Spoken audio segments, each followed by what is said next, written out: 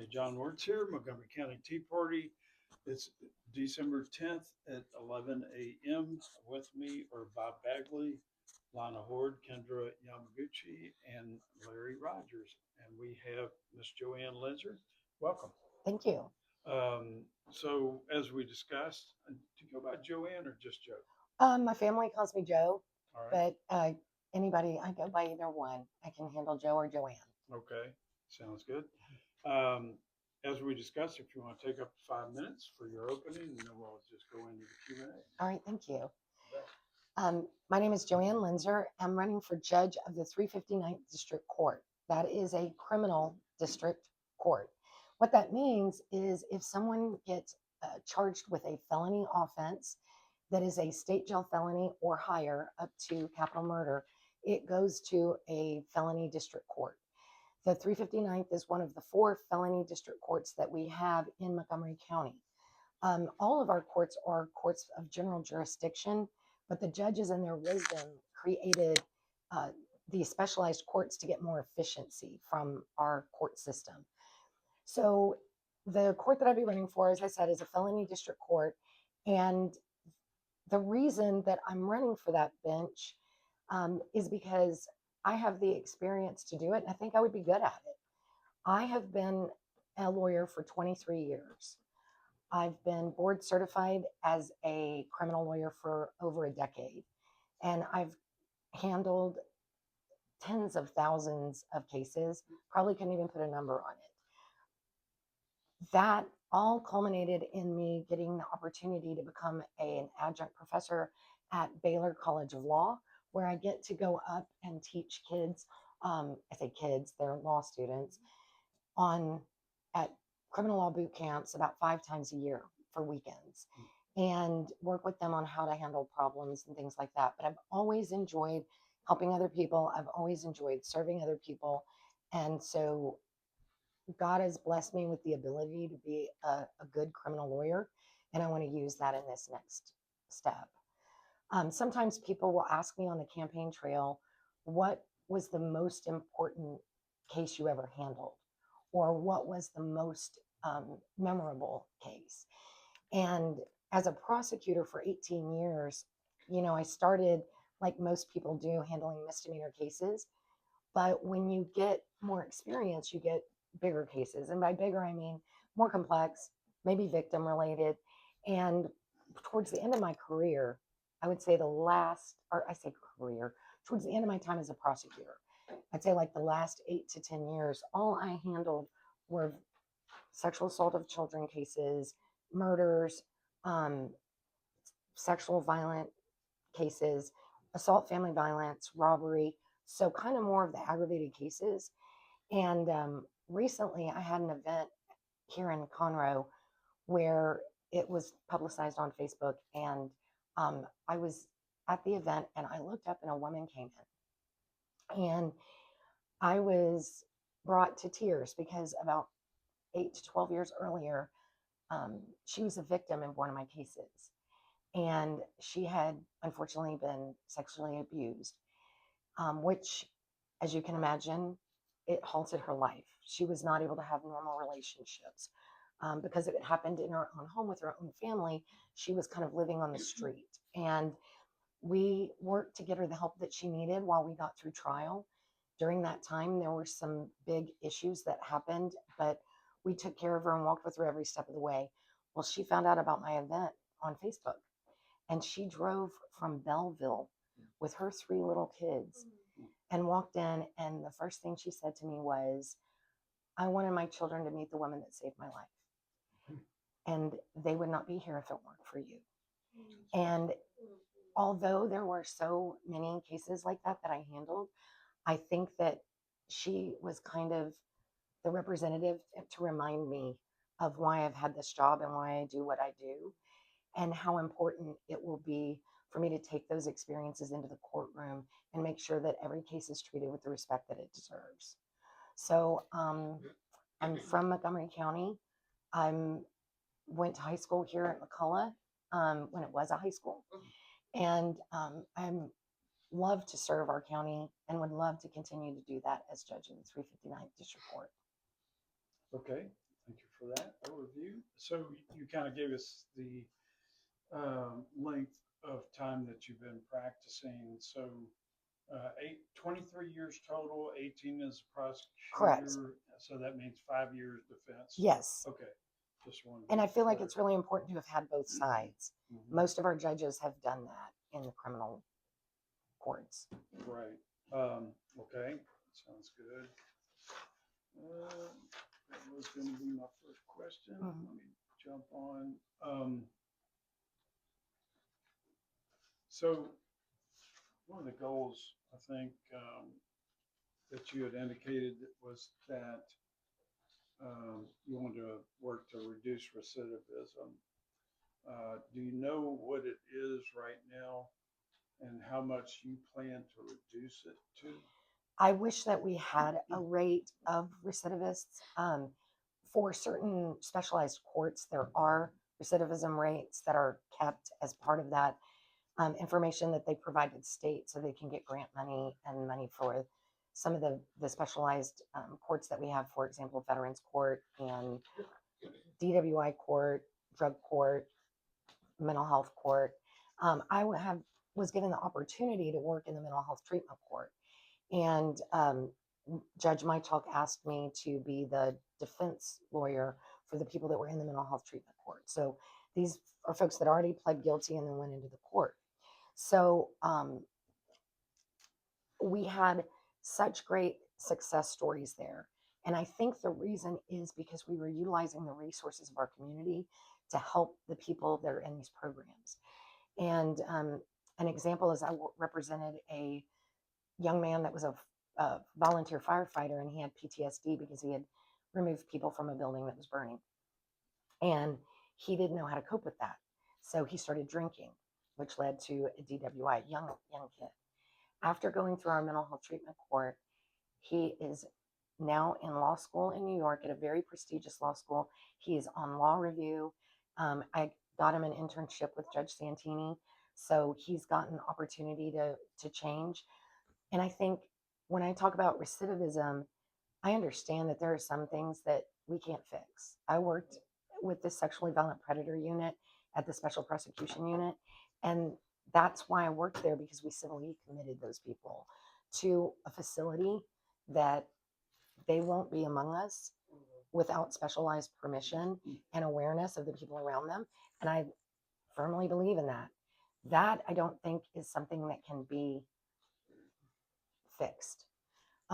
However, I think that there are ways that we can use our courts to reduce the crime rate and the recidivism in our county.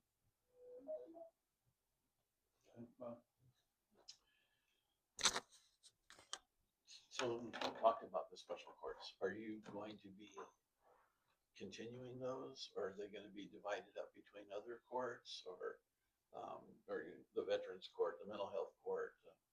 So right now, the mental health treatment court, Judge Echo Hudson has taken that court on.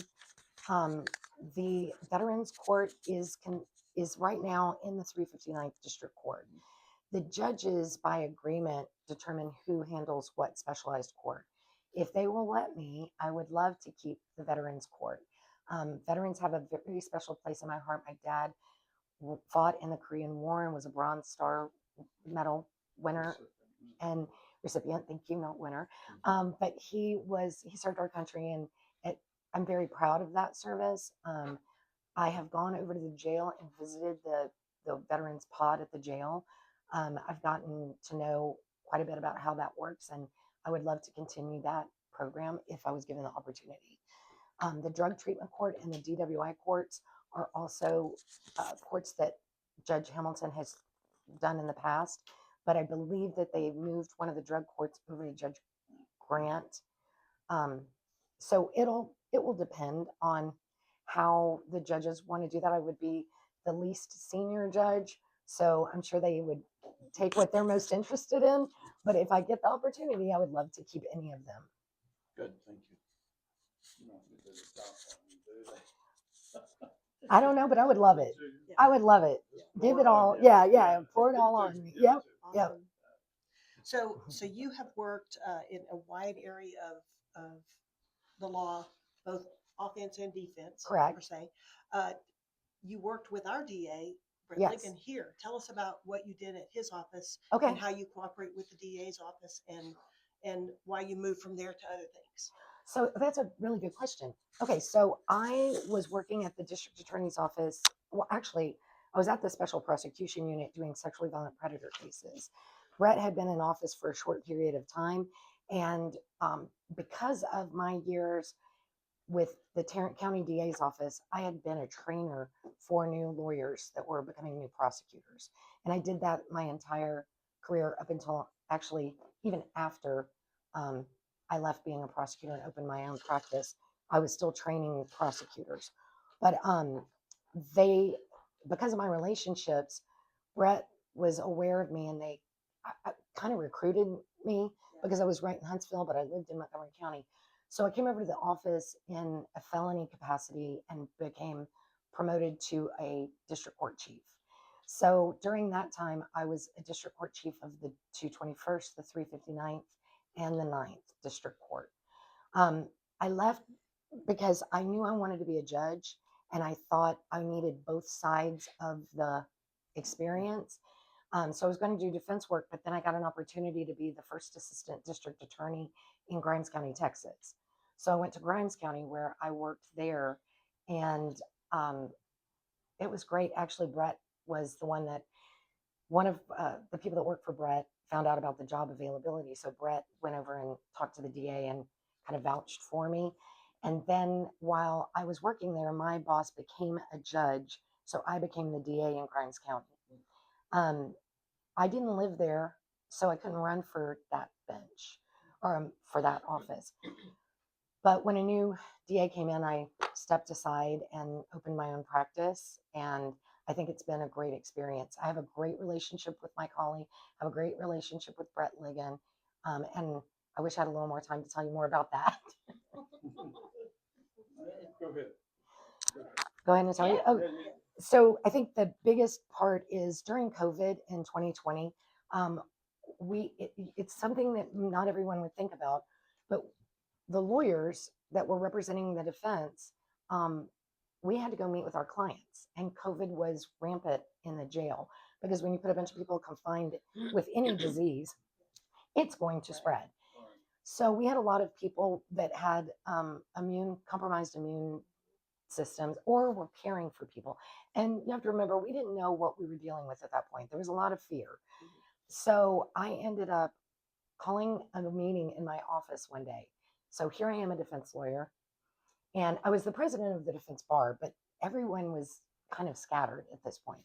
But I called Melissa Miller, Darren Bailey, who worked for Mark at the time at the county attorney's or the county clerk's office, and then Paul D'Amico, who was a magistrate judge at the time. The DA's office sent their representative for misdemeanor and for felony. And I passed out, I said, I've done some research. I went to other counties and I said, how do we do this remotely? And so in cooperation with all of those agencies, I helped to create policy and procedure so we never shut down. We were able to do remote visits with the clients in jail. We figured out a way to get the fingerprints. So the defense lawyers, we still had to do that. Sometimes we got cooperation from the jail to do the fingerprints, but we were able to continue to do pleas so that we didn't have the backlog. If you look at counties across the state, they have enormous backlog still from COVID, and that was 5 years ago. So my relationship with all of the agencies and the cooperation and the respect that I have for them and I think they have for me allowed us to get through something that could have put our county behind and cost us a lot of money. That's good. Yeah. I have a long question. My question. Do we And know I have the to read time? it, or I'll yeah. You were asked the question regarding if state or federal government should be able to obtain court orders directing parents to do things for their children that the parent does not believe should be done. You stated that government intervention should be limited to situations where a child is at risk. But around the country, we're seeing cases where hospitals or CPS claim medical neglect simply because parents disagreed with the doctor's recommended treatment, sometimes resulting in what many call medical kidnapping. Without referencing any specific case, how would you ensure that vague or overly broad claims of risk are not used by CPS, hospitals, or state agencies to override parental medical decisions or remove a child, from the family situation, from their family. So I think we can all agree that God is we are God given kids through God. They are our blessings. And I think that most parents that we all are familiar with um, are going to take care of those children. And I don't think that the government should interfere with the way that a parent wants to raise their child. However, when a parent starts to make decisions for children like around gender or about how, when I'm thinking medically around gender or disfiguring them in some way, I do think that the government should be able to get involved in that because the child's not able to make that decision. It's difficult because when we're dealing with kids, we want to presume that everyone would treat their children like we would. And that we all, I grew up in a household where it's God, family, and you do listen to your parents, you're obedient. Um, you want that to be preserved. But I do know that there are people that want to do things and they do disagree with the government regarding how to handle their children. And I'm not saying that the government should be involved, but I think in certain circumstances, like the gender issue, that sometimes the government does have to get involved to protect. Now, regarding CPS and the overreach, I don't know if you remember, but you and I were on the child fatality review team together a million years ago. And that is a very difficult team to be a part of because you're looking at how could a family done in hindsight something that could have helped the child. There are so many people that are trying to do the right thing in CPS. It is a broken system. It is. And unfortunately, I can't tell you, I will meet a CPS person at the beginning of a case. And a lot of times, by the time we're finished with the criminal case, that CPS person has left. It is a horrible system to work in, and it's a revolving door. So I think that the answer is that we need a better look at CPS itself, and it probably needs to be overhauled completely. Do you have any? I don't know if you have any relation outside of like what you do, what you do. Mm-hmm. Would you have a plan for like how would you go when it comes to CPS? So we have a court that handles CPS cases, and that is Judge Charlene Valdez and I believe Judge Tucker also handles some of that. And I may have it backwards. I think maybe Judge Tucker does the CPS primarily. And so those cases don't come into our courtroom. What we deal with primarily when it comes to CPS is a child being removed from the home because of a sexual abuse case or a physical abuse case. And at that point, we've kind of met that threshold of this kid is at risk. Right. Okay.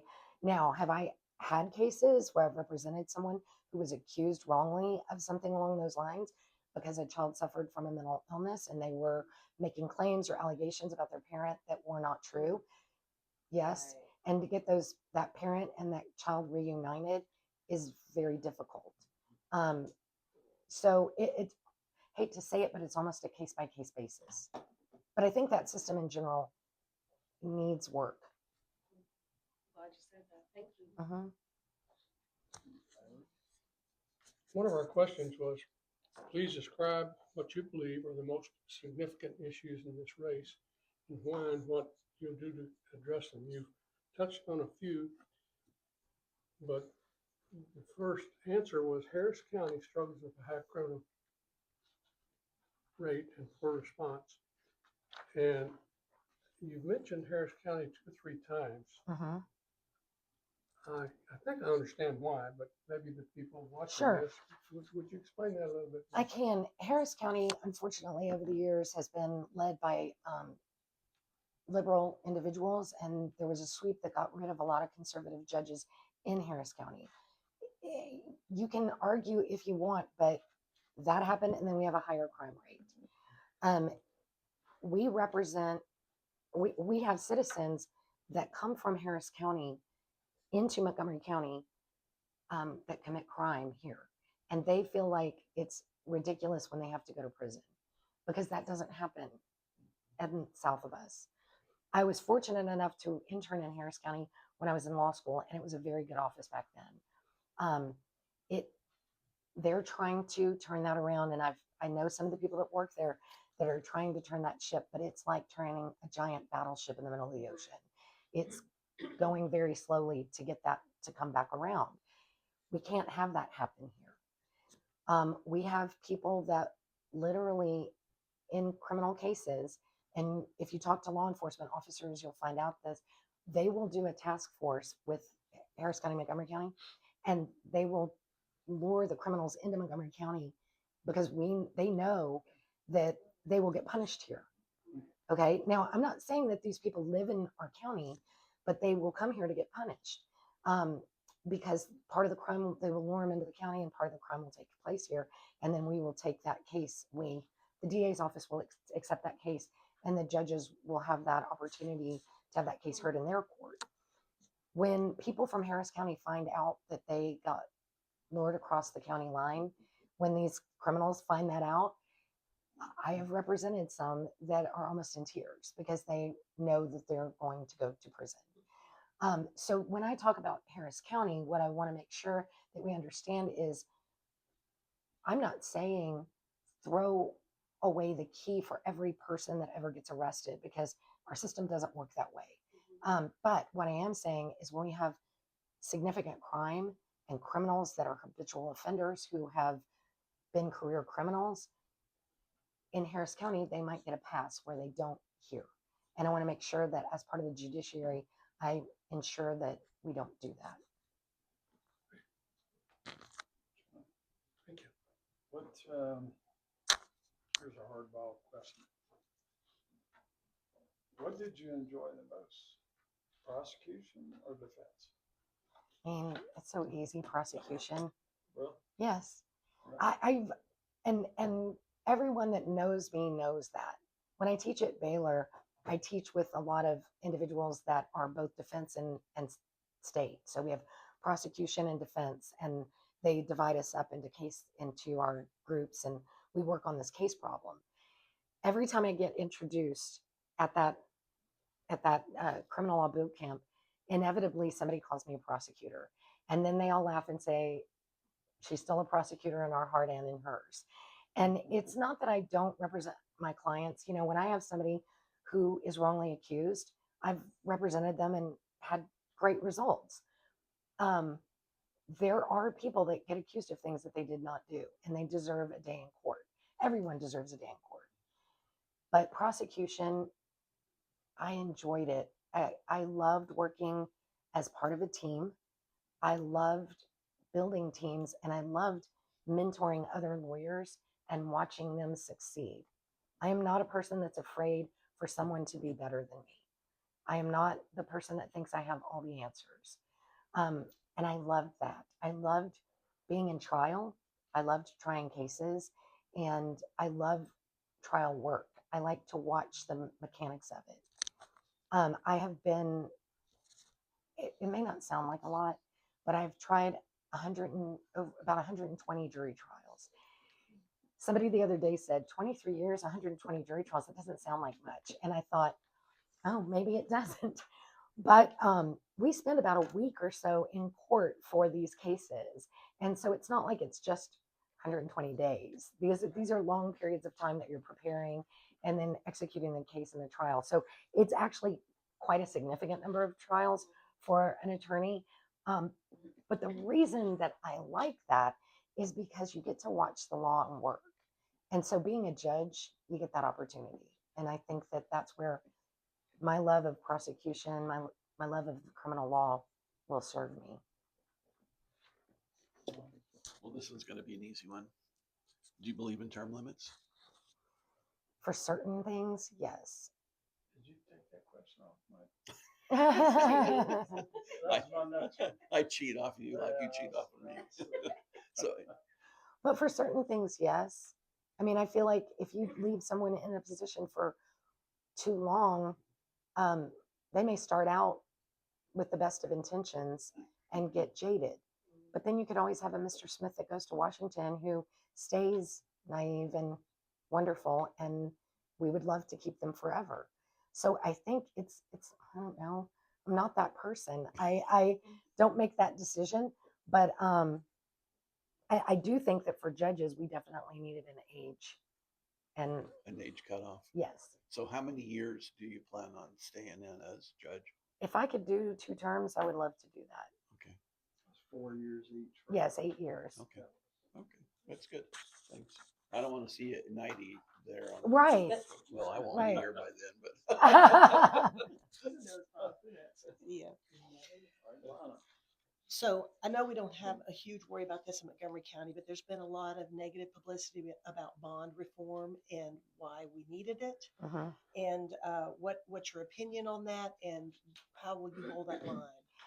So the issues, you're right. In Montgomery County, we have excellent judges.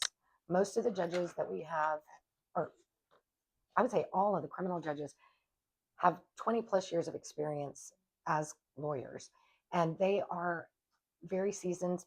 Most of them have, not most, a majority of them have worked both sides and know defense and state. And they have an appreciation for what a bond can do to make sure that we don't lose people, that they do show up for court, and that they act appropriately while they're waiting for trial. And if they don't, they go back to jail.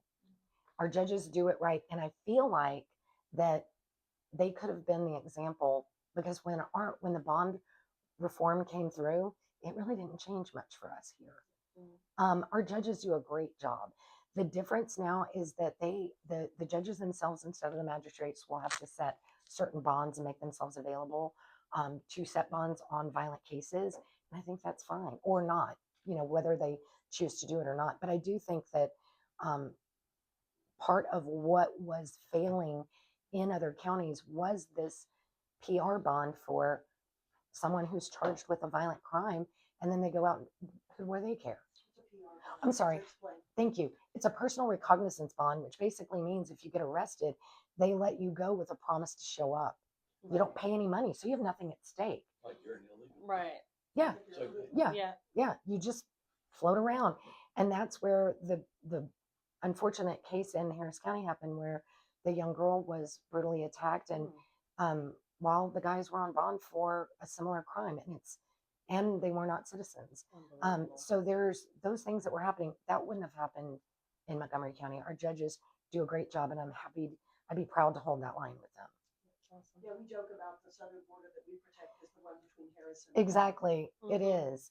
But I would love to not only protect that, but maybe create some relationships. Like, we need to be looking at who in Harris County we can support, because we need our borders better strengthened. My question is about, it's a border issue. The border crisis as it pertains to children. You have trafficked children coming across the border. If elected, how will you handle those cases to ensure that Texas law is upheld, but the safety and welfare of the child is also protected, and the courts do not create incentives for illegal immigration? Okay, so the question is about making sure that the kids who are part of this are protected. Well, what happens? So I can speak for myself. You hear about kids that have been trafficked, sex trafficked, or smuggled across the border. What happens to those? What happens to those kids, like when they don't have a guardian? Kids that are found. Do you deal with any of those types of situations? We don't. As the judge in a criminal court, we're primarily dealing with, so a case like that would be investigated. And if it was big enough and there were a lot of children that were at risk or being brought over the border, it would go to the feds, because the feds handle things that are interstate or intrastate. So if it crosses state lines or it crosses national lines, the feds handle those cases. Now, we do have and have had human trafficking locally, but most of those people that I've dealt with are citizens, of U.S. citizens.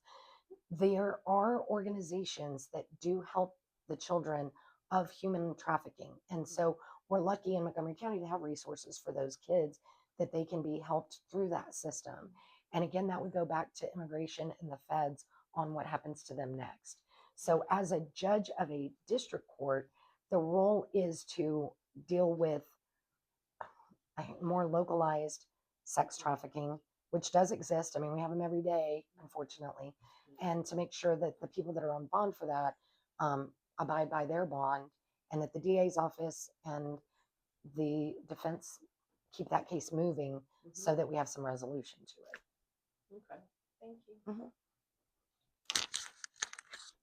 One of our questions was, how many days off from the bench per year is reasonable for a judge to learn seminars, workshops, teach, and education, and so forth and so on. And you touched on that a little bit indirectly, in my opinion. Okay. When you do you currently go to Baylor and teach now? I do. That's good. Can you tie that in and Sure. give us an overview of that? My work at Baylor right now is Friday, Saturday, Sunday. So I only work for them on the weekends, except for Friday afternoon, which is usually spent driving there. And I usually work in the morning and then I go there in the afternoon Friday. It's done that way because those of us that are working that boot camp have other jobs, and we need to maintain either our practice or our job at a district attorney's office. As a judge, we have some judges that continue to do the boot camp also. In fact, some judges from the Court of Criminal Appeals have been at the boot camp teaching also. But it's on the weekends. So that's the way that usually works. As for time off, I've always been somebody that works a lot of extra hours and leave with vacation on the table and sick time on the table. Right now, because I have my own business, I can't afford to take a lot of time off because if I'm not there, I don't make money. At a district attorney's office, I did take time to go teach and represent our county at Texas District County Attorneys Association's events. But that was part of my job. That was part of what I was supposed to do. But as a judge, there are required continuing legal education, and there are some required workshops that they have to go to continue to have updated information to be judged. But I would definitely make sure that I was not taking advantage of that because the taxpayers, so we get paid by the state, not the county. But I would want to make sure that I was respecting the time and making sure that I don't take advantage of too much time gone. So would you have to give up your teaching? I don't think so. It's after hours? It's after hours, except Right. for Friday afternoon, and it's 5 times a year. So that I can choose to skip one if I want to skip. I just don't get paid for that. Right. And Baylor has, so the way that the boot camp is worked up is that they have 6 defense lawyers and 6 prosecutors that go in there, plus 2 people that are the administrators of the boot camp. And so what I would do is I usually have a topic that I teach. There are only 4 of us that have a topic that we teach to the whole class. And so what I would probably do is just tag team with somebody to make sure they can always handle my talk if I wasn't available to do it. So how many days a week would you have your court open and for what hours? And if you have any of the veterans courts or something, Yeah. like those are after hours. Yes, So you'll still have to have a bailiff around. You'll still have to have staff around. correct. So, in the past, we've had our courts shut down for the most part on Fridays. I don't think that's the case anymore, No, thankfully. yes. There's, So, yeah, I can talk about that. One of the things that I've really liked seeing is juries being picked on Fridays. It's a good use of a Friday afternoon because then we can take up that day and it gives our jurors the opportunity to plan for serving. Because if you come in on a Monday and you're not sure whether or not you're going to serve and you have kids or you have work, then I'm not saying it's undoable, but it's a little more difficult. So to pick a jury on a Friday afternoon, I think would be a good idea to use that. In addition, a lot of the courts are using Fridays to do what we call motions to revoke and motions to adjudicate. So if someone is on probation and they violate their probation, or they're alleged to have violated their probation, we can have a hearing that requires the state to prove up those violations. And then because they've already pled guilty, then if the judge finds that they have violated their probation, they sentence that person. And so Friday afternoons would be a good use of the court for hearings for motions, in addition to doing jury selection.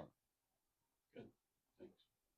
But I would be open all the time, Monday through Friday, day, night. Well, some of the courts are doing 10-hour days, or, I don't know. If that Yes. I mean, especially with having specialized courts that you have to do. I know that Judge Mychalk and Judge Hudson did mental health treatment court during the day because the staff that handled it couldn't work after hours. So they carved out part of their docket so that they gave that. But usually they will still have other things going on before and after that. So there's ways to do it, but a lot of them have to do after hours, especially if they have jobs and they need to be there, like the Veterans Court and the drug court. How much more efficient are the specialized courts than, say, the general courts, which is what they are? So it's kind of it's night and day, but once you get into a specialized court, you've already pled guilty. So the other court settings that we have are for the defense and the state to discuss the offer that they want to make, for this defense to bring mitigating evidence, meaning evidence that would tend to prove somebody wasn't guilty or that would tend to lessen the punishment, and for the state to then review that and look at their criminal history, and they just do a balancing act back and forth. It's plea negotiation, and they continue to go back and forth until they come to a resolution. So it's as efficient as it can be when you have 4 people from the state and 20 defense lawyers trying to organize chaos and resolve cases. The specialized courts are pretty efficient because it's people that are they've already pled guilty and they understand what their conditions are. And so they're showing up in order to fulfill the conditions of the program that they've been put in. So it is a very efficient process. Thank you. We had a question on here about what was your opinion of the Paxton case, and is there anything that should have been handled differently? Yeah, your answer gave me pause because you made reference to, I think you said, while some proceedings including his impeachment received widespread attention, the major criminal matters against him have been resolved. And so I was aware that there had been an SEC charge, and then back from 2011, a charge that ultimately I think was expunged after a pretrial agreement. Is there anything we're missing there? Was there something else criminal that happened that we missed? No, I don't think so. Oh, okay. All I meant by that was that all the information has been made public, and it is resolved, and the voters have continued to choose him. So I think that, having all that information out there, they've been allowed to make their decision on what they want to do. Did you feel like the impeachment was handled well, or was it politically motivated? Was it? Oh, biased? I mean, what's your thought on that? All of the cases that come up, there are so many aspects to them that we don't see and we don't know. But watching the trial, I feel like that the courtroom was handled with respect. I knew some of the lawyers that were working on both sides, and I thought that they did a good job and that it was the right outcome. The Senate is where the court took place, but the House is where the charges came from. Mm-hmm. There was a big difference. Yeah, it was. Yeah, there was. I'm sorry. I Little law was- firm. Ron, you said you had another Yeah, question. Larry's- I got one, just in one of your answers, you just said that that you were awarded several service coins. Oh yeah. Explain that. So, service coins, as many of you know, are created by law enforcement and they're handed out to people when they do things well or that they want to be rewarded for. Are you familiar with this?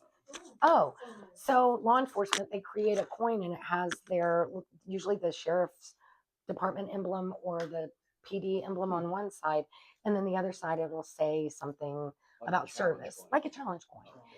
Yes, very similar to that. And so, because of the trials that I handled at the DA's office in Montgomery County, anytime you got a life sentence, you were given a service coin by the DA's office. Life sentence? Yes, in trial, like Yeah. not in, just in court, but anytime you tried a case and you got a life sentence, you got a coin. So I have a drawer full of those. I also would go and teach on behalf of our office. I had a history prior to going to law school in, I was a training development director for Six Flags theme parks, and I also ran water parks for a long time. So I brought that corporate training and development into prosecution. So I was asked to go speak at different offices, like in Lubbock. I spoke there. I spoke in Lamb County. I've spoken in Brazos County. And every time I would go and speak, I would get a coin from those offices for coming out and doing that. Or when I would go teach law enforcement officers, they would give me a coin. So that's what those service coins are for. Interesting. Thanks.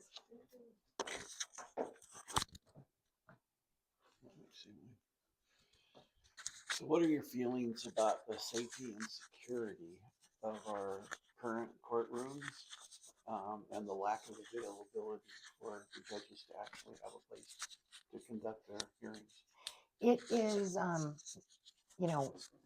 I'm running to be a judge, and I feel like I know that courtroom very, very well. I know that there are people that are going out on behalf of the judges and advocating for a new courthouse. I unfortunately not. I worked at the Tarrant County District Attorney's Office, and over my career, I was awarded what's called the C. Chris Marshall Award for training other prosecutors. It was named after a prosecutor that was killed in Tarrant County. So I don't know if we can ever be safe enough. And I'll be honest with you, I'm probably more concerned about the family courts than I am the criminal courts. The family courts, people are very upset. You're taking away their livelihood. You're taking away the love of their life or their kids, or, it's a very emotion filled situation. In the criminal courts, we have bailiffs and we have procedures in place to protect us. Now, I've sat there, I've gotten knocked out of the way, I've gotten knocked down, I've gotten yelled at, screamed at, spit on, all the things working in the criminal courtrooms. You're not going to solve all of it with a new courthouse, but you can solve some of it, because in most of the courthouses, they have what is called a holding cell, so that the criminal, I don't know if y'all have ever visited the courthouse, but when they bring the criminals over from the jail, they walk through the courthouse with everyone. They use the same elevators. They use the same bathrooms. They use the same courtroom. So everybody there, whether they're violent or they're not violent, they're all in there together with all the lawyers. And then you've got victims in the hallway, and you've got law enforcement officers in the hallway. It could be dangerous, and I think we could do better.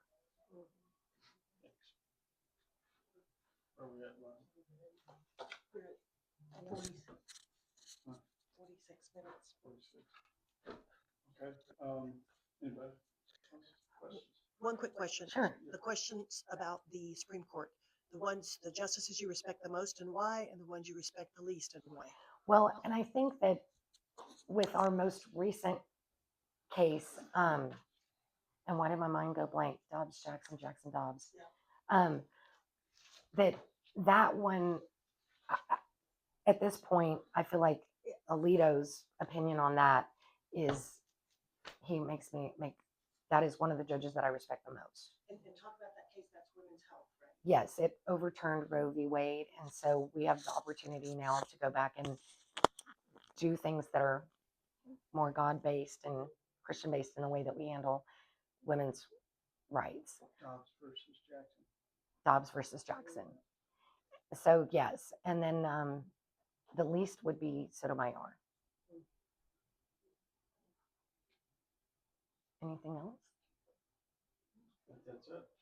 All right, we're at the time where you want to take up the 5-minute closing and then we'll wrap it up. I'll do my best to do it quickly. You're an attorney. I know.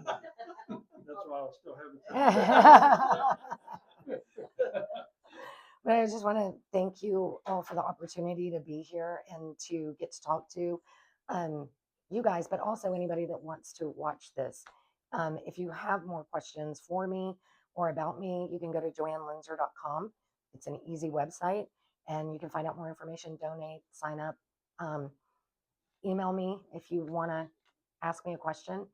But I have always wanted to serve wherever I lived. My parents brought us up with a servant's heart. My brother's DEA, my sister was a teacher, my mom was a teacher, and my dad served in the Army. So our family, it's kind of in our DNA. This is what we do. They've always taught us to try to do better. You leave things better than you found it, no matter what that is, no matter what that looks like. And I think that this court has, Judge Hamilton has done an incredible job with this court, and her experience will be greatly missed. For anybody watching it that doesn't know Judge Hamilton, you need to know that she has served our county well. I've known her a very long time because she was a teacher at McCullough when I went to high school there. And so then I got to become the chief of her court when I was a prosecutor. So I have a long relationship with Judge Hamilton and I respect her greatly.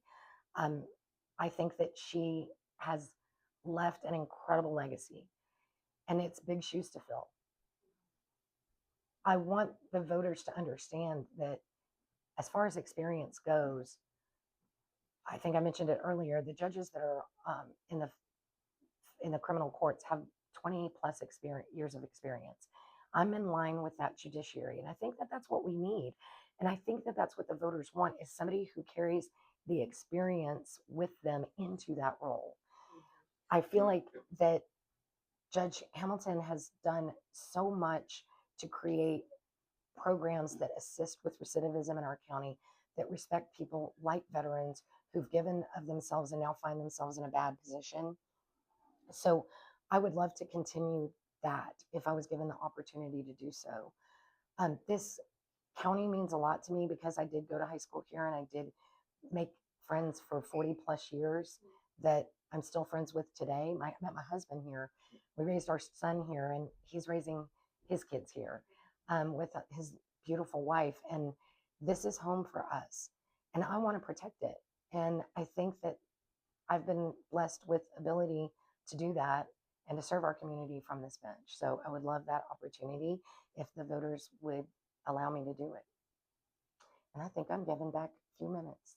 All right, great. Well, thanks for coming in, participating, and good luck in your campaign. Thank you so much. You bet.